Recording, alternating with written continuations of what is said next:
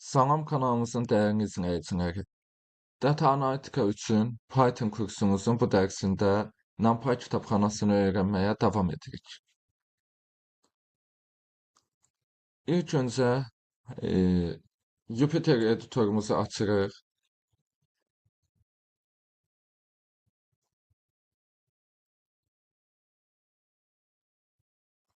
və Jupyter Notebook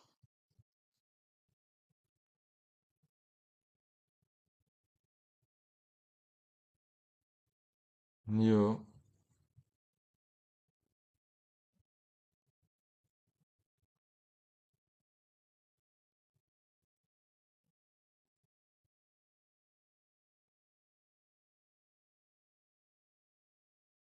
NumPy'da əsas array yaratmaq üçün NumPy array funksiyasından bilirik ki, istifadə edirik. Bu funksiya Python siyahısı, yəni listlərə və ya digər verilənlər strukturundan NumPy massivini yaradır. Aşağıda NumPy'da sadə bir array yaratmaq üçün müxtəlif nümunələr göstərəcəyik. Misal üçün,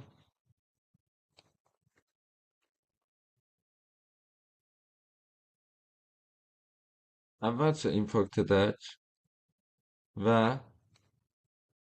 sadə bir ölçülü arrayimizi yaradaq.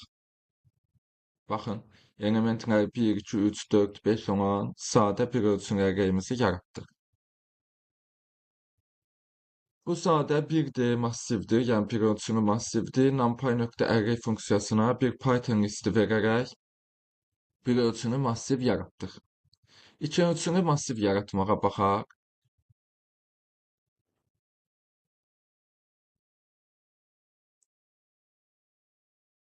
Baxın, iki ölçülü massivdir.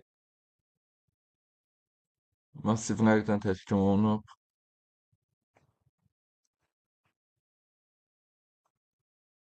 Bu 3 sətir və 2 sütundan ibarət iki ölçülü massivdir.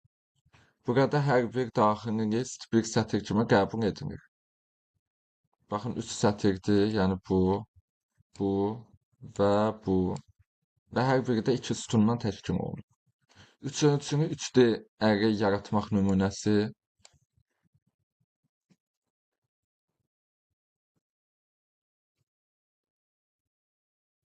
Baxın, 2 dənə arraydən təşkil olunubdur və o arraylərin hər biri də 2 ölçülüdür.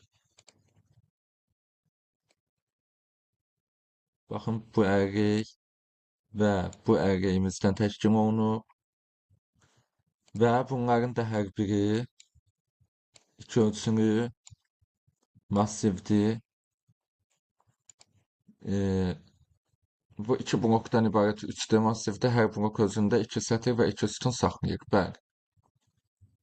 Və massiv yaratmaq üçün digər metodları da təkrarlayaq. Məsələn, sıfırlarla massiv yaratmaq, mp.zero, sıfırlardan ibarət massiv yaratmaq üçün bilirdik ki, mp.zero istifadə olunur.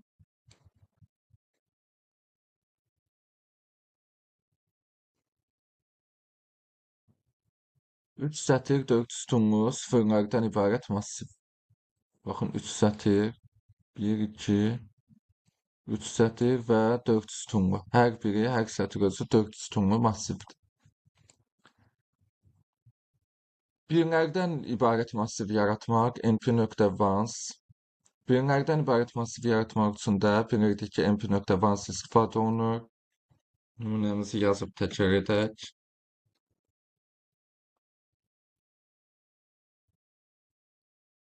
İki sətir, 2 sütunlu birlərdən ibarət massivdir. Aralıqlı massiv yaratmaq mp.arrange.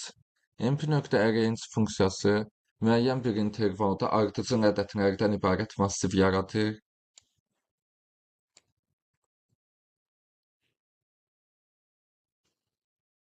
Yəni, məsələn, 1-dən 10-a qədər 2-2 artan, 2 addımlı bir massiv yaradacağıq. Yaratdıq. 1, 3, 5, 7, 9. Bərabər aralıqlarla massiv yaratmaq. mp.linspace. np.linspace funksiyası Müəyyən bir intervalda verilən sayda ədədi ardıcıllıqla massiv yaradır. Baxaq nümunəmizə.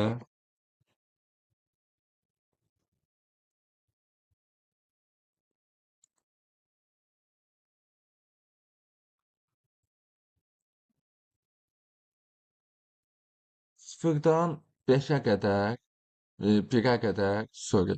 Sıfırdan 1'ə qədər 5 bərabər hissəyə bölünmüş massiv. Yəni 0, 0,25, 0,5, 0,75 və 1. Massivin verilənlər tipi, NumPy massivlərində verilənlər tipi avtomatik olaraq təyin edilir. Amma biz onu əlinə dəyişə də bilərik. Məsələn, bir massivə xüsusi tip təyin etməyə baxaq. Massivlərdə biz indiyə kimi bilirdik ki, tip homogendir, yəni bütün elementlərin tipi eynidir və tiplər də avtomatik olaraq Pythonun öz tərəfindən təyin edilir. Lakin indi biz bunu əlinə manual olaraq daxil etməyə baxaq.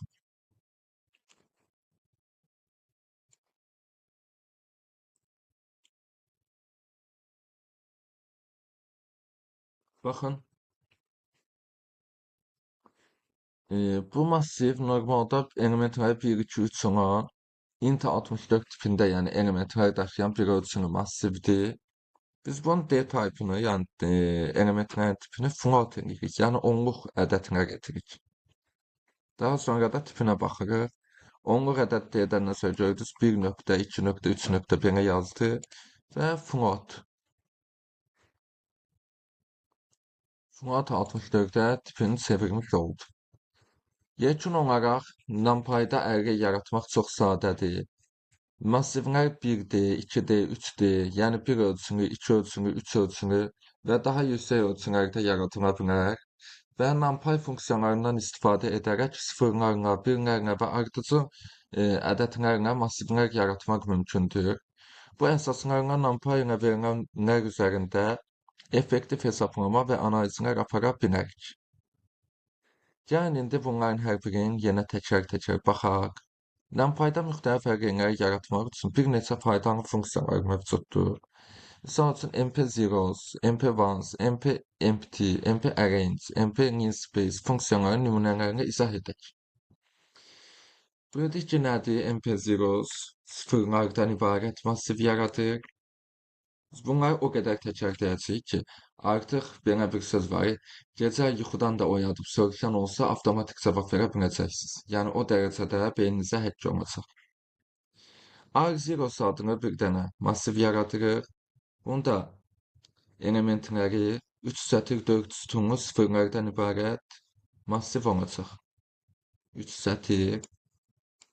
baxın və 4 sütunlu, hər bir sətirdə 4 sütundan ibarətdir, görürsünüz. MP-ones birlərdən ibarət massiv, yəni elementləri birlərdən ibarət olan 2 sətir, 3 sütunlu birlərdən ibarət massiv, 2 sətirdir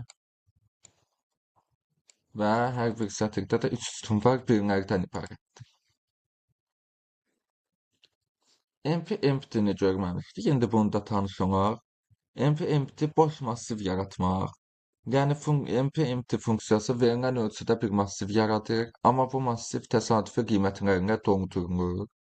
Bu daha çox yaddaş təyinatını sürətləndirmək üçün istifadə olunur, çünki massiv sıfırlanmaz. Baxaq, indiyə kimi məsələn birlərdən ibarət yaratmışdıq, sıfırlardan ibarət yaratmışdıq. Müəyyən aralıqda, müəyyən addımla dəyişən, belə deyək, artan, misal üçün 1-dən 10-a kimi 2 addımla artan massiv yaratmışdıq. Linspace-dən istifadə edərək, məsələn 1 ilə 5 arasında 5 bərabər hissəyə bölünmüş elementlərdən ibarət olan massiv yaratmışdıq. Lakin boş massiv yaratmamışdıq.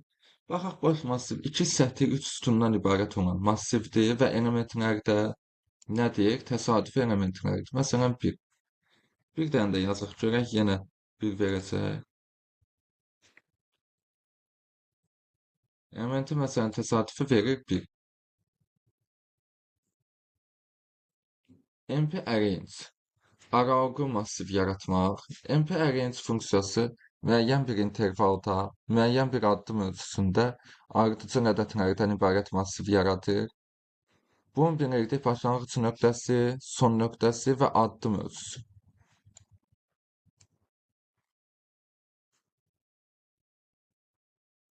Yəni 0-dan 10-a qədər 2 addımlardan bir array yaratdı. Min space bərabər aralgılarla massiv yaratmaq.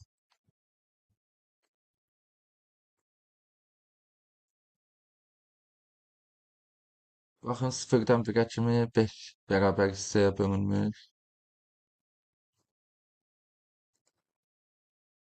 Ümumi müqayisəyə baxaq. MP-zeros misal üçün bütün elementlər 0 olan massivdir. MP-ones bütün elementləri 1 olan massivdir.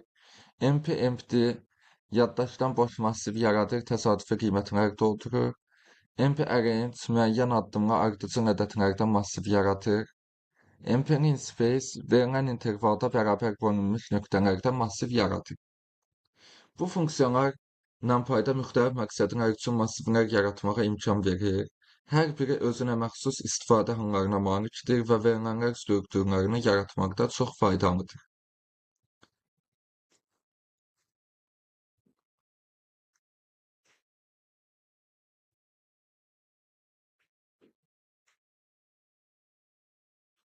Adding, removing və sorting elements in NumPy. NumPy'da massivlərlə işləyərkən element əlavə etmək, element silmək və elementləri sıralamaq kimi əməliyyatlar geniş şəkildə istifadə olunur. Deməli nədir? NumPy'da massivlərlə işləyərkən bizə element əlavə etmək, element silmək və elementləri sıralamaq kimi əməliyyatlar lazım olur. Aşağıda hər bir əməliyyatı baxın nümunələr üzərində görəcəyik. Birinci gələk adding elements əməliyyatına. NumPy'da bir massivə yeni elementlər əlavə etmək üçün mp-append funksiyasından istifadə olunur. Bu funksiya yeni elementləri mövcud massivə əlavə edir və yeni bir massiv qaytarır.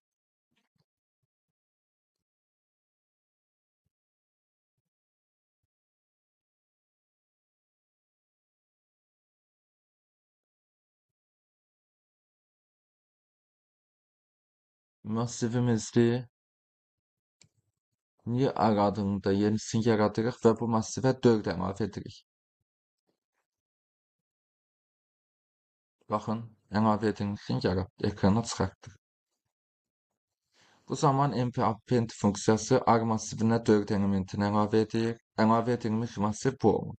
Baxın, 4 elementini əlavə edir. Burada qarışdırmayın, 4-cü indeksi əlavə edir filan düşünməyin. Çünki burada onsuz da 4-cü indeks yoxdur. 0, 1, 2, 3-cüyə artıq 4-ə əlavə elədi. Yəni ki, indeksdən söhbət getmir. 4-ün özünü element olaraq bu massivə əlavə etdik.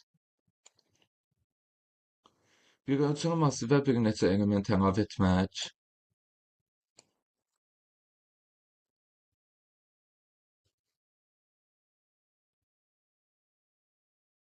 Deməli, bir ölçülü massivimizə bir neçə element əlavə edək. Arraydir 1, 2, 3 elementlərindən ibarət R adlı və niyə R adlı array yaradırıq? Hansı ki, bu arraya 4, 5, 6 əlavə edirik. Elementlərini əlavə edirik. Element silmək. Removing elements. NumPy'da bir massivdən elementləri silmək üçün mp-delete funksiyasından istifadə edilir. Bu funksiya massivdən seçilən indeksləri silir və yeni massiv qaytarır. Baxın, mp-append element əlavə edirdi. Ancaq bu verilən, yəni seçilən indeksləri silir. Gəlin baxaq.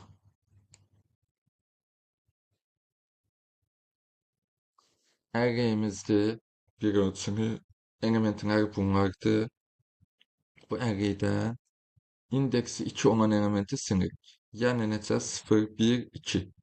3 silinəcək. Baxın. Şimdi. Burada MPD'nin funksiyası indeks 2'də olan 3 elementini sinir və yeni massiv qaytarır. Bəli, bir neçə elementi silmək.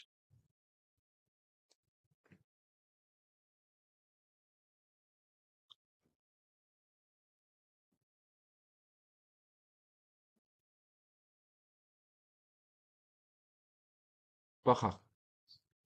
İndeksi 1 və 3 olan elementləri silirik. Yəni 0, 1, bir neçədir 2, 0, 1, 2, 3. 3 də neçədir? İndeksi 3 olan 4. Yəni 2 ilə 4 silinəcək. Baxın, qaldı 1, 3, 5.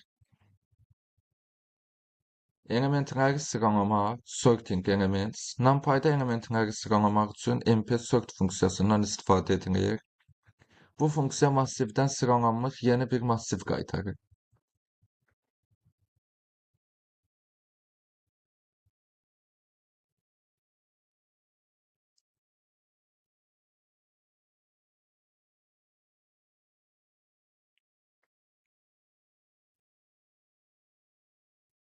Baxın, array'imizdir.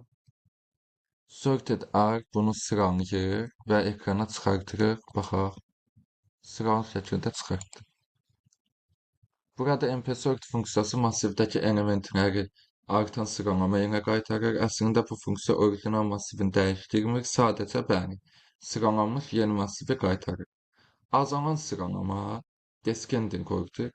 Azalan sıralama üçün mp-sort funksiyasının nəticəsini tərsinə çevirmək lazımdır. Baxaq.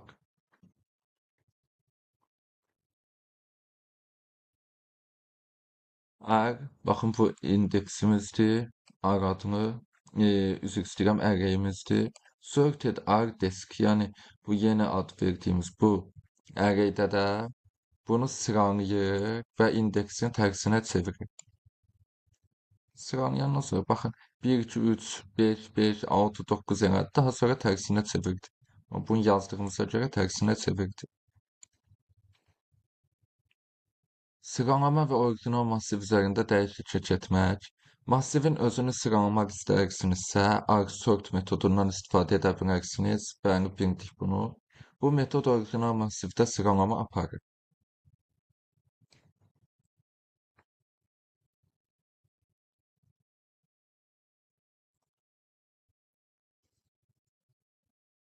Baxın, orijinal massivin özündə sıraladır.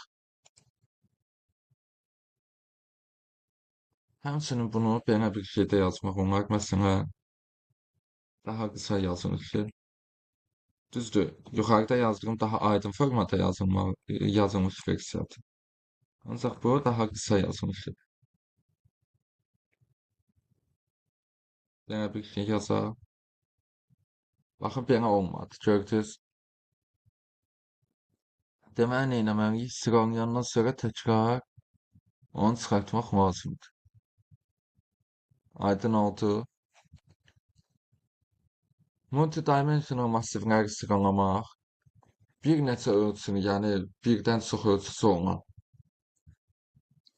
massivləri sıralayarkən aksis parametrindən istifadə etmək mümkündür. Bu parametrik sətir və ya sütunlar üzrə sıralama etməyə bizə imkan verəcək. Məsələn, nümunə 2D massiv üzrə sıralama.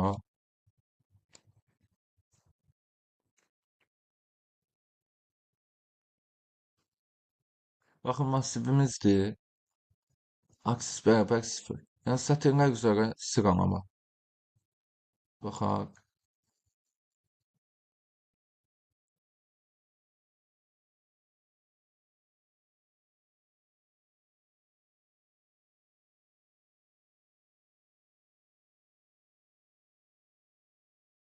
Burada aksis 0 parametri ilə sütunlar üzrə sıralama edirik. Baxaq indi. Aksis 1 edəndə nə olur?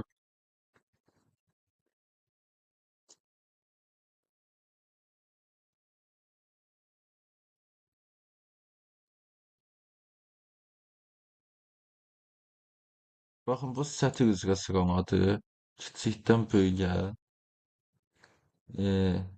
Baxın, 3 6-dan kiçikdir, 3 6. 2 5-dən kiçikdir, 2 5. 1 4-dən kiçikdir, 1 4. Bu isə aksis 1-in, yəni isə sütunlar üzrə, kolonlar üzrə də yəni. Konular üzrə sıralayır. Baxaq. 1, 2, 3 və 4, 5, 6 bu şəkildə. Bunu yaddan çıxarsa, təbii ki, yaddan çıxmağı normal bir şeydir. Yazın yoxlayın ən yaxşısı. Yekun olaraq element əlavə etmək üçün MP append funksiyasından istifadə edirik. Element silmək üçün MP delete funksiyasından istifadə edirik. Elementləri sıralamaq üçün MP sort funksiyasından istifadə edirik. Azalan sıralama üçün isə nəticəni tərsinə çeviririk. Bu əməliyyatlar NumPy ilə verilənlər üzərində daha çevik və effektiv işləməyə imkan verir. MP sort, MP concatenate funksiyalarına baxaq. NumPy'da MP sort və MP concatenate funksiyaları verilənlər üzərində sıralama və massivləri birləşdirmə əməliyyatları üçün istifadə olunur. Aşağıda hər birinin nümunələrlə izah edək. MP sort elementləri sıralamaq. MP sort funksiyası verilən massivdəki elementləri artan qaydada sıralamaq üçün istifadə olunur. Bu funksiya orijinal massiv üzərində dəyişiklik etməz. Ancaq sıralanmış yeni massiv qaytarır. Baxaq.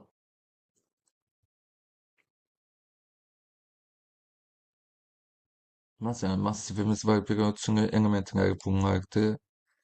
Yeni massiv yaradırıq. Bu massivdə bunun sıralanmış versiyasıdır. Ekrana çap edirik.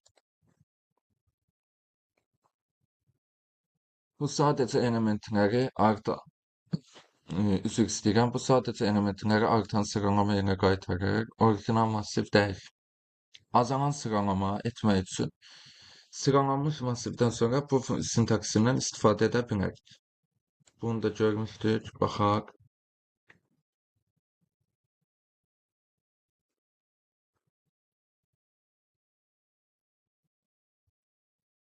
Böyükdən kiçiyə. Multidimensional massivlərdə sıralama. 2D massivlərdə sıralama zamanı aksis parametrindən istifadə edirik. Aksis bərabər 0 sütunlar üzrə sıralama, aksis bərabər 1 isə sətirlər üzrə sıralama edir.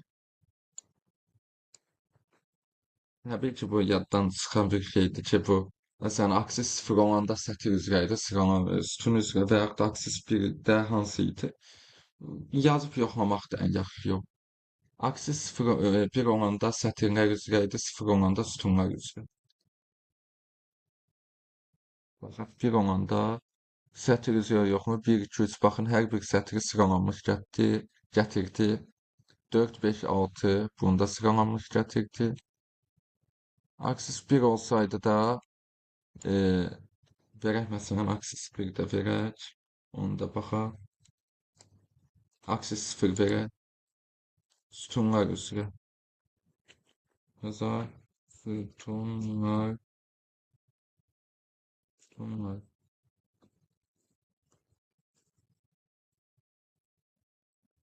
Ne eləyəcək? Məsələn, 3, 6-dan kiçikdir. 3, 6, 2, 5, 1, 4 belə sıralayıb gətirdik. Concatenate massivləri birləşdirmək. MP concatenate funksiyası birdən çox massivləri birləşdirmək üçün istifadə olunur.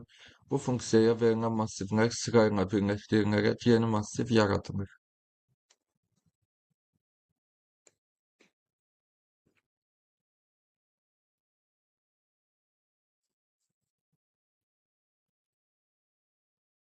Baxın, birinci massivimiz və ikinci massivimiz elementləri də hər ikisi bir ölçünüdür və elementləri də gördüyünüz bu elementlərdən təşkil olunur. Concatenated array bunları birləşdiririk, ekrana çıxartdık. Bu zaman R1 və R2 massivləri birləşərək bu massivin yaradır. Bir neçə massiv birləşdirmək. Bir neçə massiv birləşdirmək üçün funksiyaya daha çox massiv verə bilərsiniz. Məsələn, 2-dən artığını da görürsünüz, birləşdirmək mümkündür. Adlarını yazdı, kifayət etdi.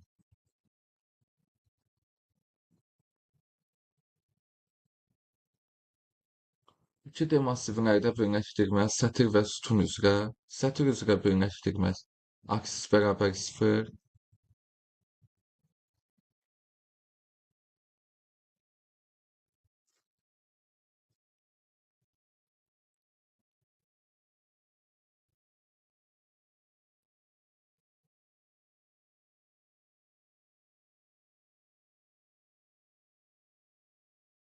Baxın, sətir üzrə birləşdirdik. 1, 2, 3, 4, sonra 5, 6, 7, 8. Sütun üzrə birləşdirmək.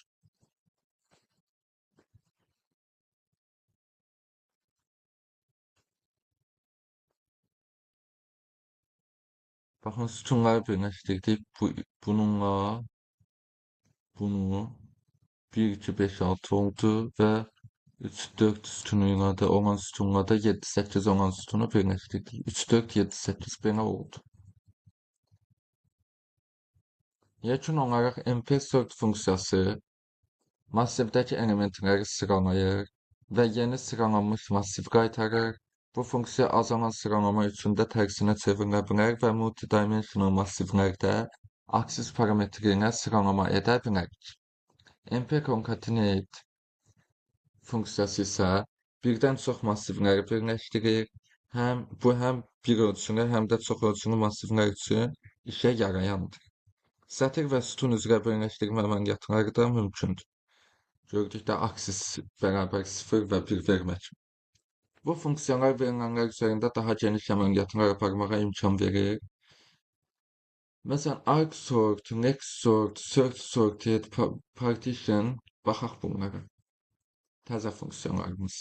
NumPy'da arcsort, nextsort, search sorted və partition funksiyaları var ki, bu funksiyalar verilənlər üzərində sıralama, axtarış və partiyalama əməliyyatları üçün istifadə olunur. Aşağıda hər birini baxaq ayrı-ayrılıqda nümunələrlə izah edək. MP arcsort, yəni sıralamanın indekslərini əldə etmək. MP arcsort funksiyası massivdəki elementləri sıralayır, amma sıralanmış indeksləri qaytarır. Yəni bu funksiya elementləri sıralamağa əvəzinə həmin elementlərin sıralandığı indeksləri qaytarır. Sort nə edirdi?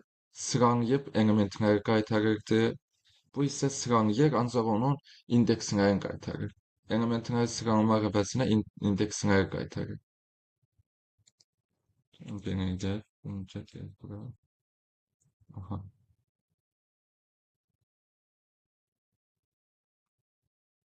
Baxın, bu 3-ün indeksi nədir? 0. 1-in indeksi nədir?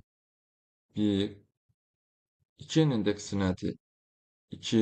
4-ün indeksi nədir? 3. Baxın, 0, 1, 2, 3. İndeksləri bura yazdım. 0, 1, 2, 3. İndi baxaq burada nə qaydada bunlar dayanıbdır.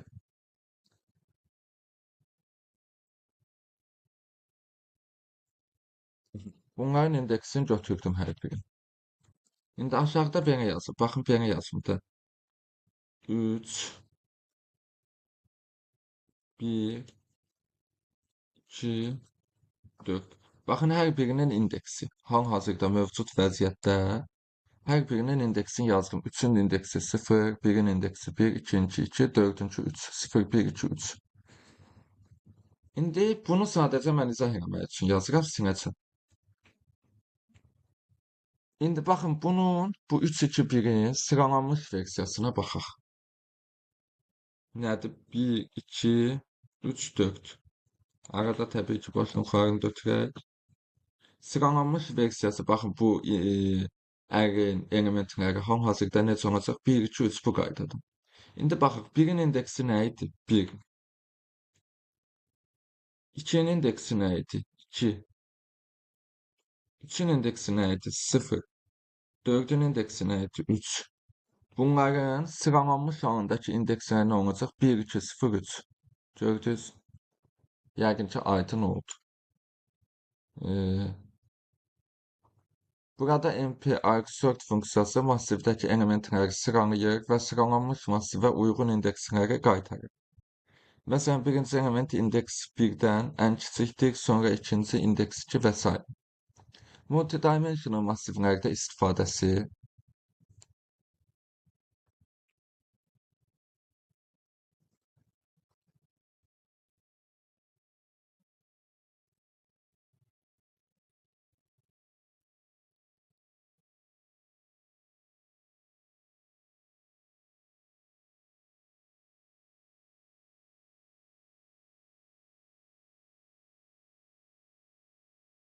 Her sətir üzrə sıralanmış indekslər, baxın, aksis iki ölçülü bir massivimiz var, R adlı.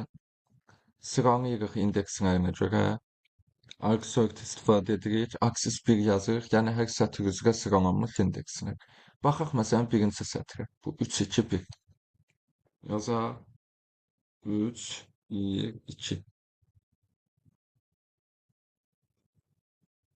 Bunun indeksi nədir? 0, bununki 1, bununki 2. 0, 1, 2. Hər sətir üzrə sıralanır. Bu sıralananda necə olacaq? 1, 2, 3. Baxın, 1, 2, 3 belə sıralanacaqdır. 1-in indeksi nə idi? 1. 2-nin indeksi nə idi? 2. 3-ün indeksi nə idi? 0. 1, 2, 0 olacaq. Gördünüz, yazıb 1, 2, 0. Sonra keçək növbəti sətrə. Bu aydın oldu. Növbəti sətr nədir? 6, 5, 4. 6, 5, 4. Arada başın xarını götürək və alt sətrə keçək. Yazırıq indeksin 0, 1, 2. 6, 5, 4'ü sıralayanda necə olur? 4, 5, 6. 4'ün indeksi nə idi? 2. 5-ci nə idi? 1. 6-cı nə idi? 0. 2, 1, 0. Baxın, bu qaydada. Aksis 1 verdiyimiz üçün hər sətr üzrə sıralayıb indeksləri bizə yazdı. Bu da belə. Keçək növbəti funksiyamıza davam edirik. Next sort multidimensional sıralama. Arc sort'u öğrendik. İndi next sort'a bax. Nədir multidimensional sıralama? Next sort funksiyası çox ölçülü verilənlər üzərində leksikografik sıralama, yəni bir neçə massiv üzərində sıralama aparmağa imkan verir. Bu funksiya bir neçə massivə əsasən sıralama etməyə imkan verir. Baxaq.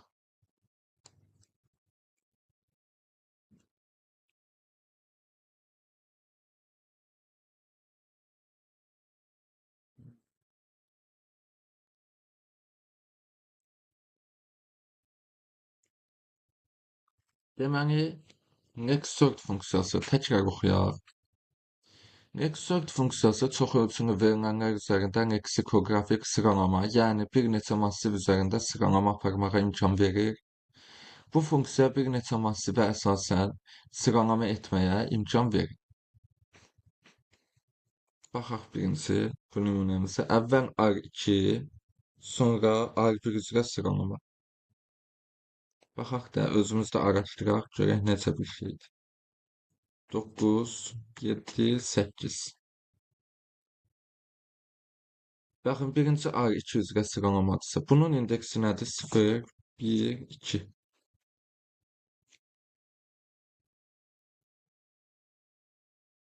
Sıralananda necə olacaq? 7, 8, 9. 7-nin indeksi nə idi? 1. 8-in indeksi nə idi? 2. 9-uncu nə idi? 0. 1, 2, 0 olacaq. Deməli, bizim R2 üzrə sıralayanda, baxın deyir, əvvəl R2, sonra R1 üzrə sıralama. Deməli, next birinci burada ikinci yazdığımızı sıralayacaq, sonra isə birinci yazdığımızı. R2 üzrə sıralamadan alınan nəticə 1, 2, 0 oldu. 1, 2, 0'ı yazıram bir yerə, qalsın. Keçirəm aşağı. 3, 1, 2. İndeksini yerə. Baxın, ikincini öyle başladım sıralamağa. Artıq başladım ikincini sıralamağa. Bunu sıralayanda necə olacaq? 1, 2, 3. Və buradan 1'in indeksi nə idi? 1. 2'nin indeksi nə idi? 2. 3'ün indeksi nə idi? 0. 1, 2, 0 yenə. Bayaq da 1, 2, 0. İndi də 1, 2, 0. Deməli, biz də çıxardacaq yenə 1, 2, 0. Aydın oldu da, yəqin ki.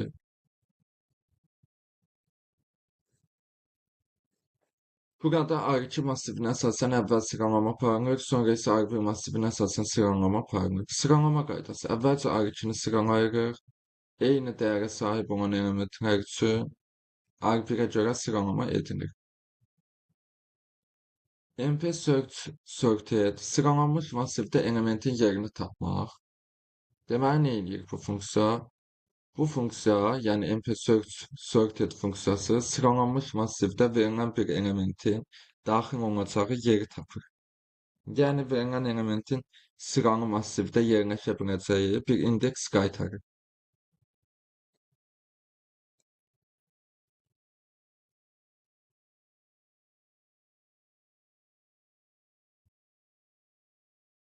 Baxın, indeks dəyişəndən əlavə edirik. Bu bir ölçülü masifdəki masifin sıralanmış halındakı altının yeri. Gəlin baxaq da sıralanmış halında dəndəki bir dənə run edək. 3 gətirdik, yoxlayaq. 1, 1, 3, 5, 7, 9. Onsuz da sıralıdır. İndi bunun indekslərinə baxaq. 0, 1, 2, 3, 4. Bura əlavə eləsək 6-nı. 6 hara düşəcək? 5-dən sonra 5 ilə 7-nin arasını. Burada indeksin yək 0, 1, 2, 3, 4, 5. 6'nın indeksi nə olacaq? 3. Gördünüz, 3'ü də gətirdik. Yəqin ki, bu da aydın oldu. Burada 6 verilən masifdə 3-cü indeksdə yerləşəcəkdir. Çünki 6, 5 və 7 arasında yerləşir. Bəli.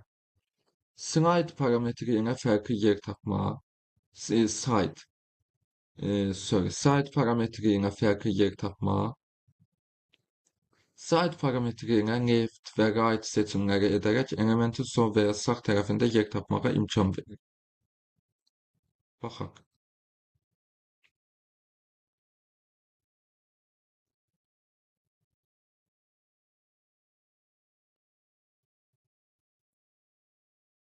Index left, index right. R masifimiz nədir? 1, 2, 3, 5, 7, 9. Düzdür. Yazırıq. 1, 3, 5, 7, 9. 0, 1, 2, 3, 4. Index left. 5, side left. 5'in sol tarafı. 5'in sol tarafı. 5 neçədir? 2. 2'ni çıxardı. Sağ tarafı 3. Aha. Bir dəqiqə. Bir dəqiqə. Bura istəyirəm ki, mən çıxardım hal-hazırda olan. Bir dənə bunu silin.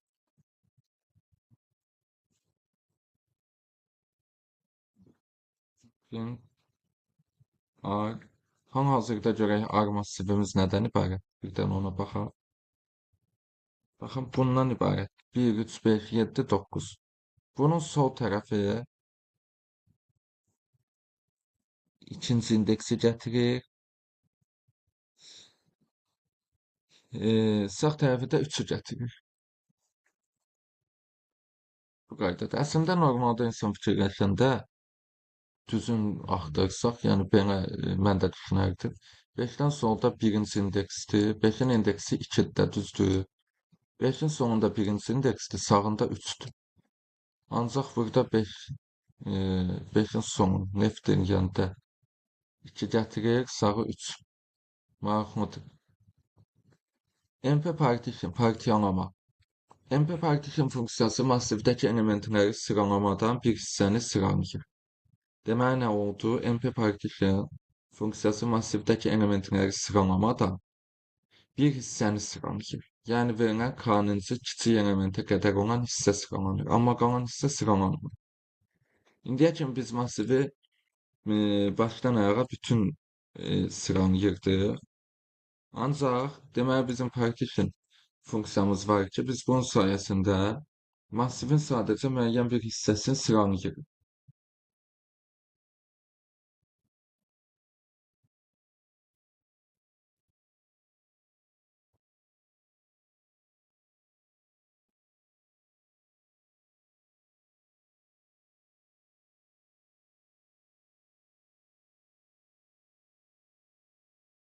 Baxaq.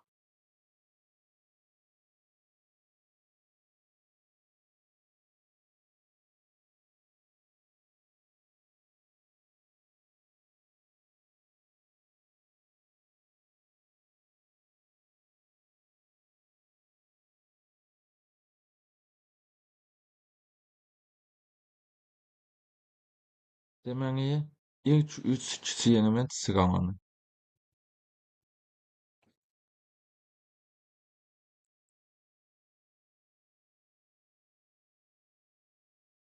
İlk 3 kiçik element nədir? 1, 2, 5. 1, 2, 5 sıralandı. Baxın, 1, 2, 5. Qalan isə olduğu kimi qaldı. 6, 7, 8. Məsələn, belə bir şey versəm, 2. İlk 2 element sıralanmalıdır.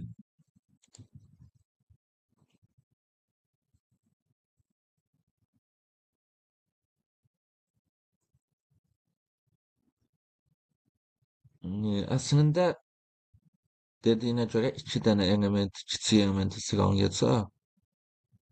Məsələn, 1, 2.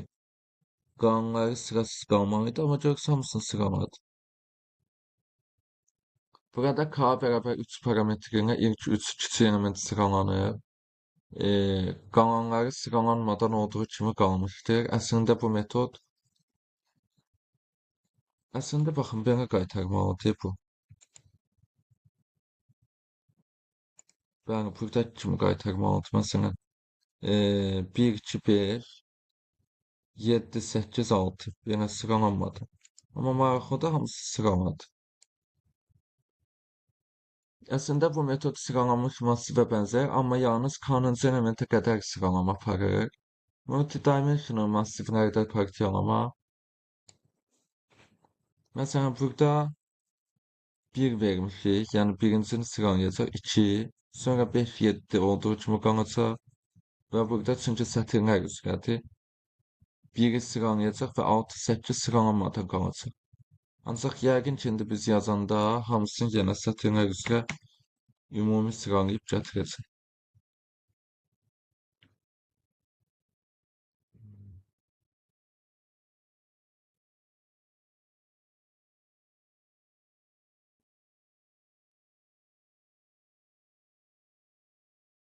Şimdi bu errorun səbəbini deyək. Burada xahiş edirəm ki, videonu dayandırın və özünüz tapmağa çalışın. Tapa bilməyənlər də mən göstərdiyim qaydada axtara bilər.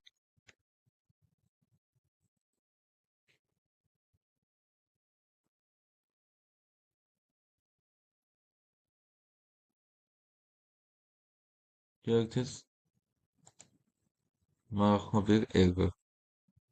Sıralanır burada ayrıcadır ki və ona görə də sıralanır sözün Python tanımır axı. Hər hansı bir fonksiyonallıq bildirən söz deyil. Buna görə error çıxartdı. Normalda burada necə olmalıdır? Aksis 1 olduğu üçün sətirlər üzrə sıralayacaq, yəni bu sətr üzrə və həmçinin bu sətr üzrə. Bir yazıb, yəni birincisini sıralayacaq, 2, sonra isə 7, 5 olmalıydı. 2, 5, 7 və 1, 6, 8 sıralı gətirdi. Ya burada düz elədi. Bu zaman hər sətirdə ilk 2 kiçik element sıralanır. Yekun olaraq deməli baxaq. MP arcsort elementlərin sıralanmış indekslərini qaytarır. MP nextsort bir neçə massive əsasən leksikoqrafik sıralama edir. Yəni birinci məsələn burada bunu edirdi, sonra bunu. MP search sorted sıralanmış massivdə elementin yerini tapır.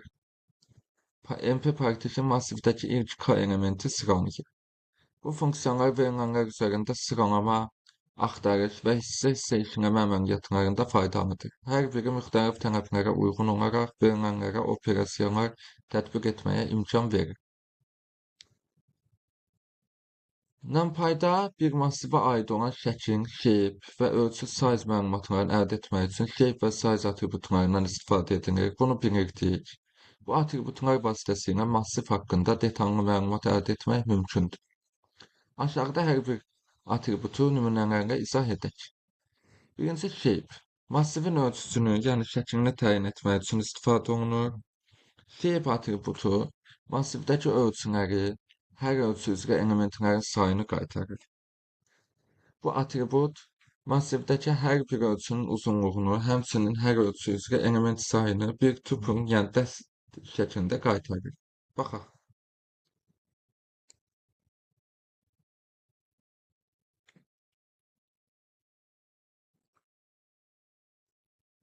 İki ölçülü massivimizdir.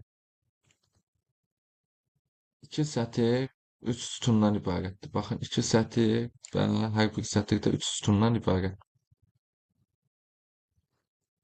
Bu nəticə massivimizin iki sətirdən və üç sütundan ibarət olduğunu göstərir.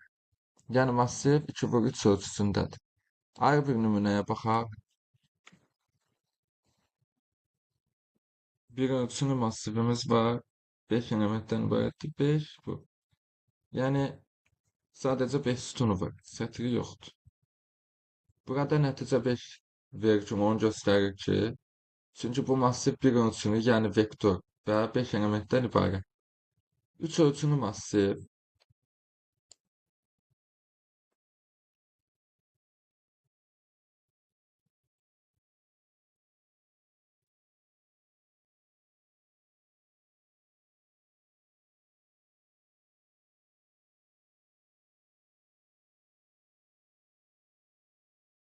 üç ölçülü massivimiz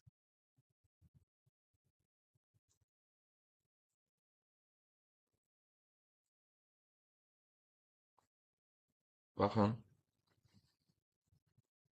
iki dənə iki ölçülü massivdən ibarətdir. 2/2/2 ölçülü. Bu zaman massivimiz 2/2/2 ölçüsündədir. Yəni 2 dərinlik, 2 ilə hər biri 2 sətir və 2 sütundan ibarətdir.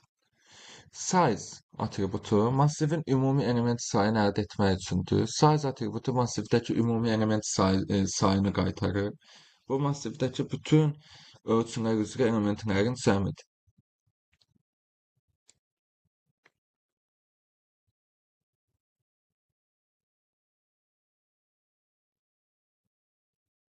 Print 6. Məsələn, niyə 6 çıxartdı? 1, 2, 3, 6. Ümumi sayı gətirir. Burada massivdə 6 element, yəni 2 sətir və 3 sütun var. Yəni 2/3 ölçüsündə olan massivdə 6 element mövcuddur. Bəli. Digər nümunəmizə baxaq.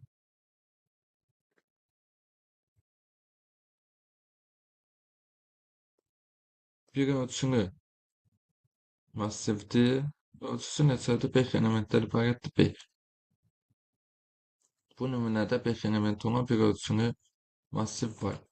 3 ölçülü massiv.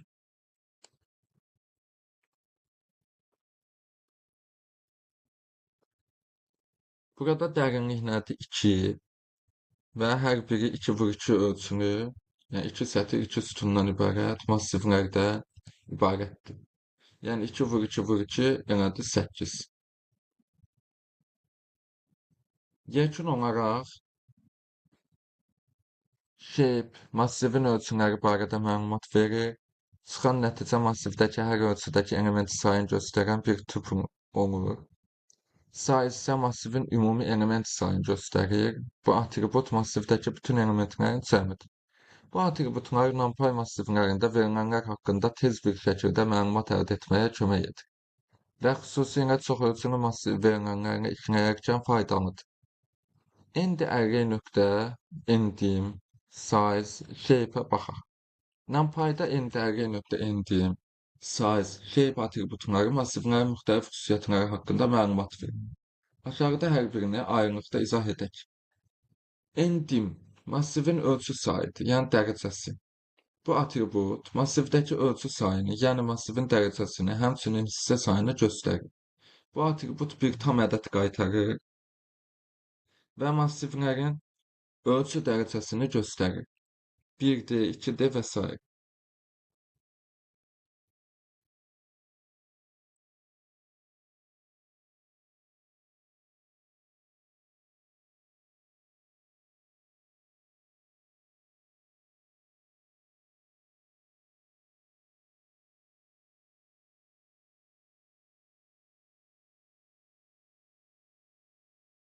Neçə ölçülüdür? Bir ölçülü. Başqa bir nümunə.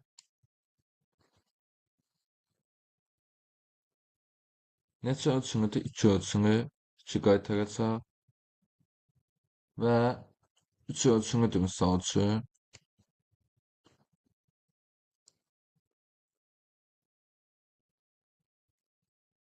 3 ölçülü qaytardı.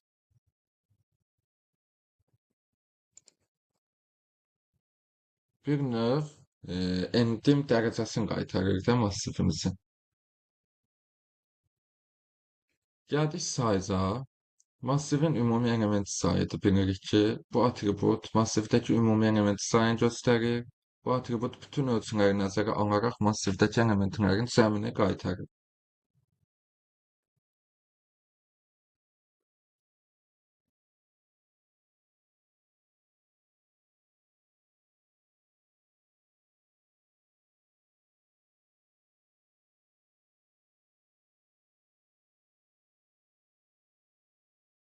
Dörd element var, bir ölçülü massivdir və 4-ü qaytarır. Başqa bir nümunəyə baxaq.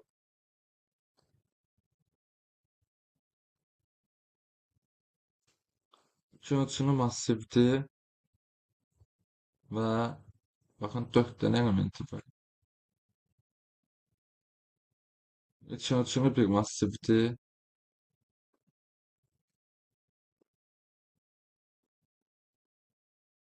2, 4, 6, 8 elementi var.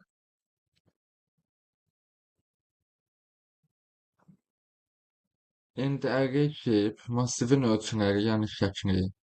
Bu atribut massivdəki ölçüləri göstərir. Bu atribut bir dəst şəklində küpün, yəni hər ölçüdəki element sayını qaytarır. Bu massivdəki ölçülərin hər birinin uzunluğunu göstərir. Baxaq.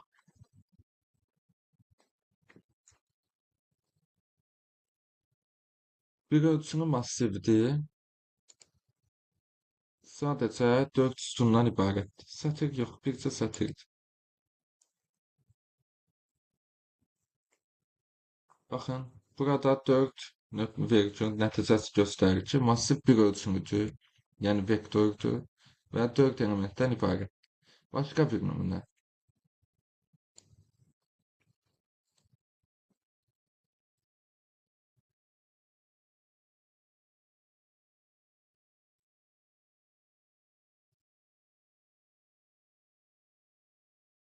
2 ölçümüdür və 2 ölçülü massivdir. 2-nin 2-yə baxın və hər biri 2 sütundan ibarət. Burada 2 nəticəsi göstərir ki, massiv 2 sətirdən və 2 sütundan ibarətdir. Bəli. 3 ölçülü massiv.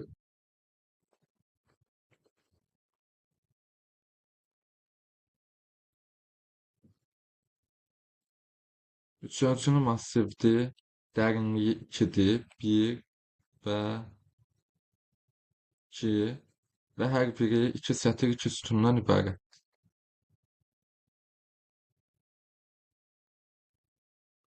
Deməli, endim massivin ölçü sayını, dərəcəsini göstərir. En size massivin ümumi element sayını göstərir. Shape isə massivin ölçülərini göstərir. Bu atributlar NumPy massivlərinin strukturu və ölçüləri haqqında ətraflı məlumat əldə etmək üçün istifadə olunur.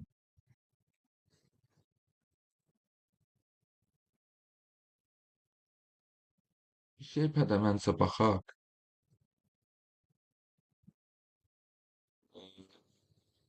Bəli, deməli reshape etmək olur array. Sual var ki, array NumPy-da reshape etmək olur. Bəli, NumPy-da bir massiv reshape funksiyası ilə yenidən forma, yəni şəkil dəyişdirilə bilər. Bu funksiya massivdəki elementləri yeni ölçülərə uyğun şəkildə yenidən düzür. Bu zaman verilən massivdəki ümumi element sayı, yəni ölçülərə uyğun olmalıdır, yeni ölçülərə uyğun olmalıdır. Yəni yeni ölçü massivdəki bütün elementləri ehtiva etməlidir. Baxaq, reshape funksiyası ilə massivlərin ölçüsünü dəyişdirmək mümkündür. Bu funksiya yenidən formalaşdırılmış massiv qaytarır və orijinal massiv dəyişmir. Misal üçün, NumPy.reshape A massivi new reshape. A yenidən formalaşdırmaq istədiyiniz orijinal massivdir ki, bu dəyişməyəcək. New shape isə yeni forma, yəni şəkil. Bu bir tuple dəst olaraq verilir. Məsələn, 2-nin 3-ə və ya 4-ün dərinliyi 4 olan bir sətir 3 sütundan ibarət belə 3 ölçülü massiv kimi. Reshape funksiyasının istifadəsinə aid baxaq nümunələrə.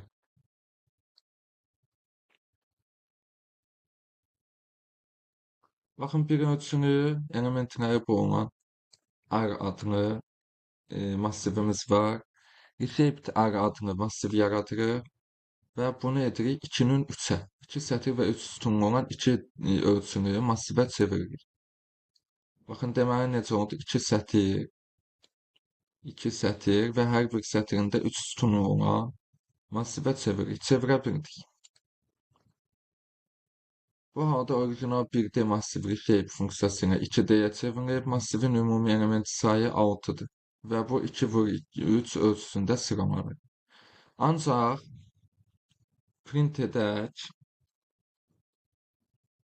köhnə orijinal R massivimizə baxaq. Olduğu kimi də qalıb, yəni bu dəyişmir. Reshape funksiyasının istifadəsi 2D massivdən 1-ə keçmə.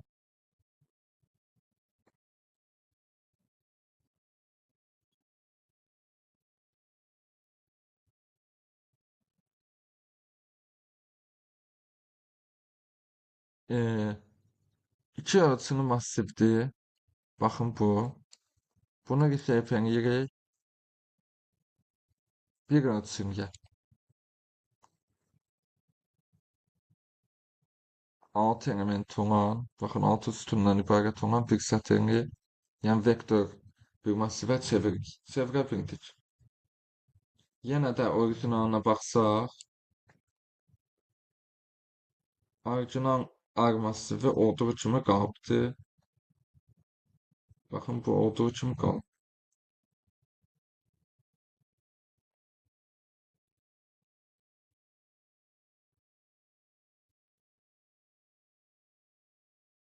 Deməli, çox ölçülü massivə tətbiqinə baxaq.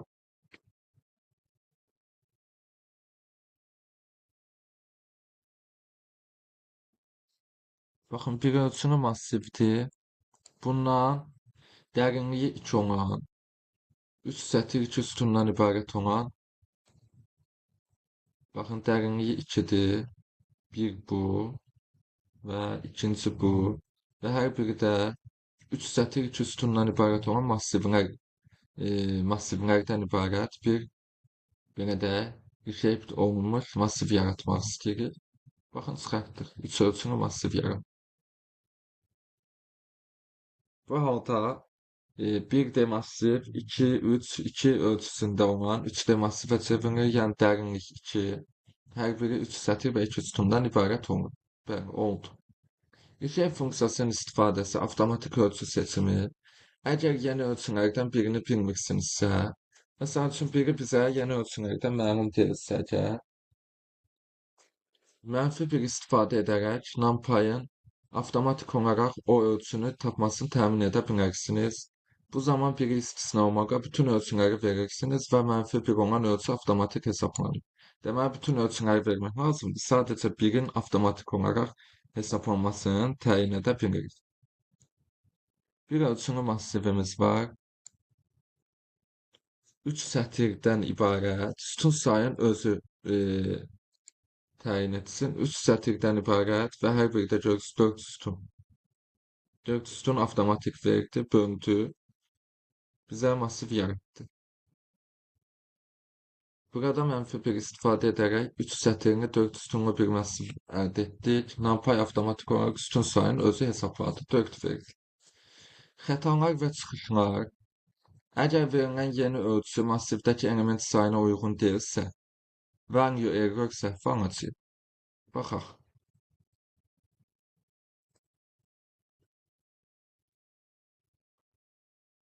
Baxın, 6 element olan belə bir massivdir. Value error. Bu massivdə 6 element olduğu üçün 3-ün 3-ə ölçüsünə çevrilə bilməz. Çünki ümumi element sayı uyğun deyil. Məsələn, belə olsaydı, misal üçün 6, 7, 8, 9. 3-ün 3-ə çevrilə bilər təbii ki.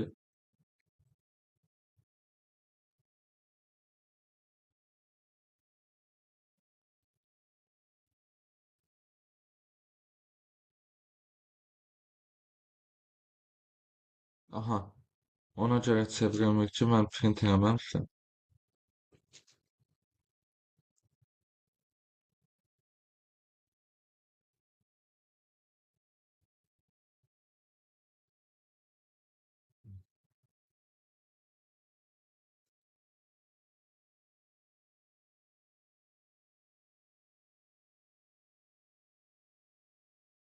Baxaq. Baxın çevirildi. 3-ün 3-ə ölçüyə çevrildi. Deməli, shape massivin formasını dəyişdirir. Mənfi bir avtomatik ölçünə formaya salır. Çox ölçülü massivə çevirir. Məsələn, belə olanda bu şəkildə. Shape funksiyası ilə massivlərin ölçülərini dəyişmək, verilənlər üzərində müxtəlif əməliyyatları asanlaşdırır və massivlərlə işləməkdə böyük çeviklik təmin edir. R.shape funksiyası NumPy'da bir massivə yeni forma vermək üçün istifadə olunur. Bildik, təkrar yenə keçirəm ki, tam fikir formalaşsın. Bu funksiya mövcud massivdəki elementləri yeni ölçülərə uyğun şəkildə təşkil edir. Shape funksiyası yeni şəkil, yəni formanı dəyişdirir və orijinal massivdəki elementlərin sırasını pozmadan onları yeni ölçülərə uyğun düzür. Sintaksisi budur.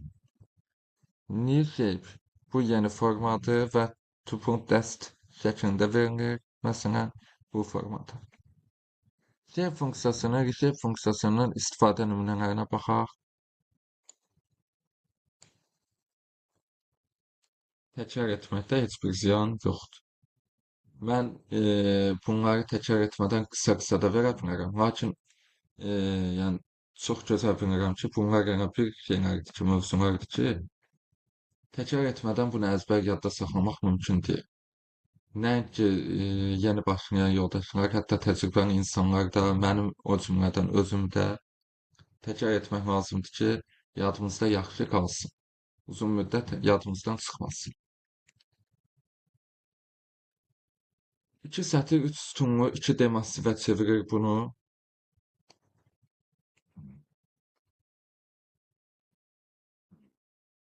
2 sətir və hər birində 3 sütundan ibarət massivə çevirir. 2D massivdən 1D massivə keçmək.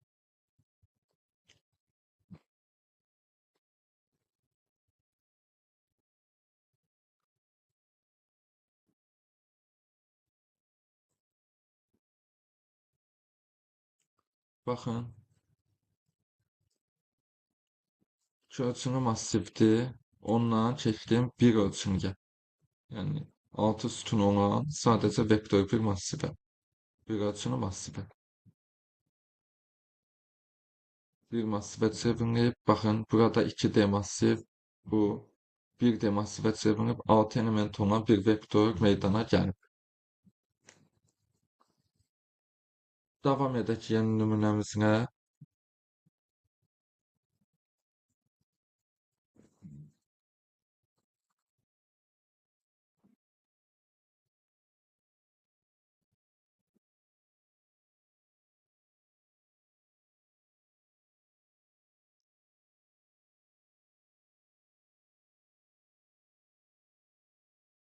3D massiv yaratmaq bir ölçünü massivdən çox ölçünü massivə keçirmək də mümkündür.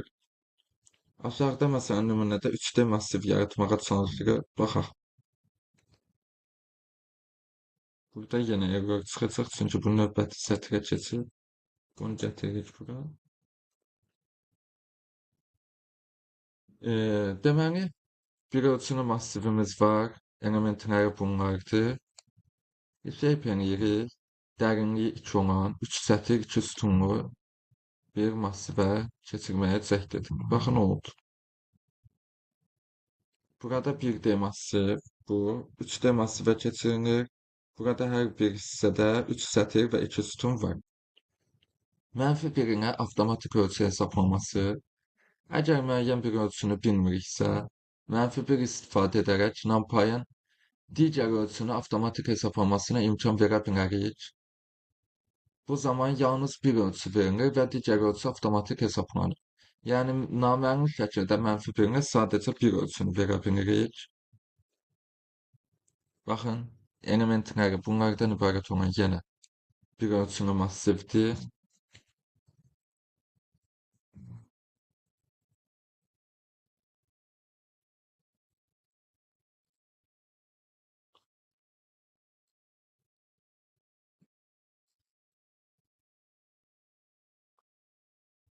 Ee, 3 sətir, sütun sayısı avtomatik hesaplanacaq. Çevirəndə birdən baxaq. Baxın, 3 sətir seçdik və sütun sayısı hər sətirdə neçə sütun olacaq isə avtomatik Python tərəfindən hesablanacaq. Çünki -1 verilmişdir. Baxın 4 verilir. Sütun sayının avtomatik 4 sayıdır. Burada 3 sətir və 4 sütun olan massiv yaranır. Çünki -1 istifadə etdik və NumPy sütun sayını avtomatik hesabladı. Xətalı ölçü, value error.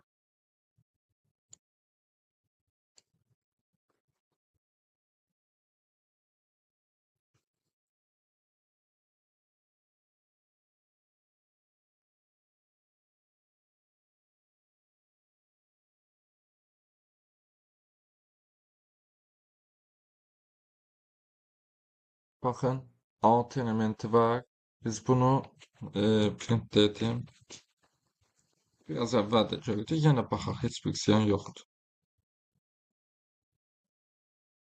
3-ün 3-ə ölçüdə çevirmək istəyirik və value error aldı. Ancaq məsələn belə olsa, biz bunu virgül 7, virgül 8, virgül 9 belə versək, 3 sətir və hər sətirdə də 3 sütun olan 3-ün 3-ə bir əriyə çevirə bilərik. Yəni çevirərkən də diqqət etməliyik ki, ölçülər uyğun olsun. Biz verdiyimiz ölçülərə belə deyim, tələbi qarşılasın massivin mövcud şəklini. Bu massivdə 6 element olduğu halda 3-ün 3-ə ölçüsündə bir massivə çevrilmək mümkün deyil. Çünki 9 element tələb olunur. Yekun olaraq ayrışıb 1D massivdən 2 massivə çevrilmə, 2D massivdən 1D massivə çevrilmə, 1D massivdən 3D massivə çevrilmə nümunələrini gördük. -1-in avtomatik sütun sayının hesablanmasını gördük. Yanlış ölçü, yəni value error xətasını gördük. Reshape funksiyası massivləri yeni ölçülərə uyğun dəyişdirmək üçün çox faydalı funksiyadır. Bu verilənlər analizində və algoritmlərin hazırlanmasında çox istifadə olunur. Bugünkü dərsdə bu qədər. Hər hansı qaranlıq qalan bir məqam, sual olarsa, videonun altına rəy bölməsinə yaza bilərsiniz və mən hər dərs olduğu kimi bu dərsdə istifadə etdiyim kodları videonun altına yerləşdirəcəm. İstəyən hər kəs oradan yükləyib rahatlıqla istifadə edə bilər.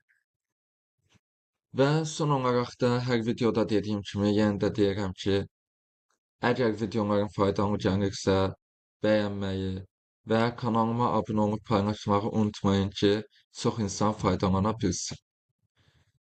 Baxdığınız üçün təşəkkür edirəm. Növbəti dərslərdə görüşənədək.